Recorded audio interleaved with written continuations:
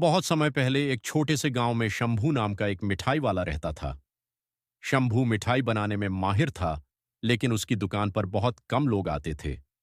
गांव के लोग सोचते थे कि शंभू की मिठाई साधारण होती है। शंभू हमेशा यही सोचता कि ऐसा क्या बनाया जाए जो सबको खुश कर दे और उसकी मिठाई मशहूर हो जाए। एक दिन उसने अपनी दादी से इस बारे में बात की।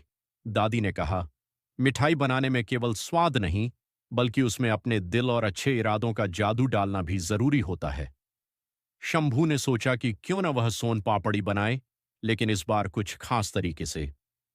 अगले दिन शंभू ने सोन पापड़ी बनाने की तैयारी शुरू की। उसने दादी से सीखा कि कैसे एकदम मुलायम और परतदार सोन पापड़ी बनाई जाती है।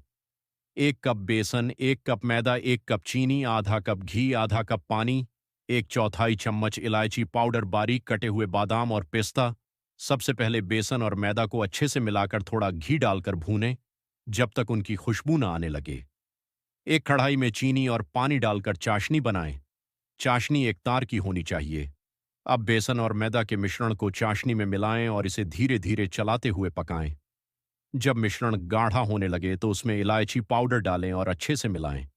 इस मिश्रण को घी लगी हुई थाली में डालें, ऊपर से बादाम और पिस्ता सजाएं। ठंडा होने पर इसे काटकर सोन पापड़ी के टुकड़े बना लें। जब सोन पापड़ी तैयार हुई तो शंभू ने इसे गांव के बच्चों को खिलाया। जैसे ही बच्चों ने पहली बाइट खाई, उनकी आंखों में चमक आ गई। सोन पापड़ी इतनी स्वादिष्ट थी कि सबने इसे जादुई मिठाई कहना शुरू कर दिया। लेकिन सोन पापड़ी का जादू सिर्फ उसके स्वाद में नहीं था। जो भी इसे खाता, उसे दिल में खुशी और ऊर्जा महसूस होती। गांव के लोग कहने लगे, शंभू की सोन पापड़ी में जरूर कोई जादू है। शंभू ने दादी से पूछा, दादी, क्या सच में सोन पापड़ी में जादू है? दादी मुस्कुराते हुए बोली, हाँ बेटा, लेकिन यह जादू किसी तंत्र मंत्र का नहीं है। यह जादू तुम्हारे मेहनत, प्यार और दूसरों को खुश करने की भावना का है। जब तुम किसी चीज को दिल से बनाते हो तो वह जादुई बन जाती है। अब शंभू की सोन पापड़ी पूरे गांव में मशहूर हो गई। लोग उसकी मिठाई खाने दूर दूर से आने लगे। शंभू ने सोन पापड़ी से हुई कमाई से जरूरतमंदों की मदद करना शुरू किया। उसकी मिठाई अब सिर्फ स्वाद का नहीं, बल्कि खुशी और अच्छे कर्मों का प्रतीक बन गई।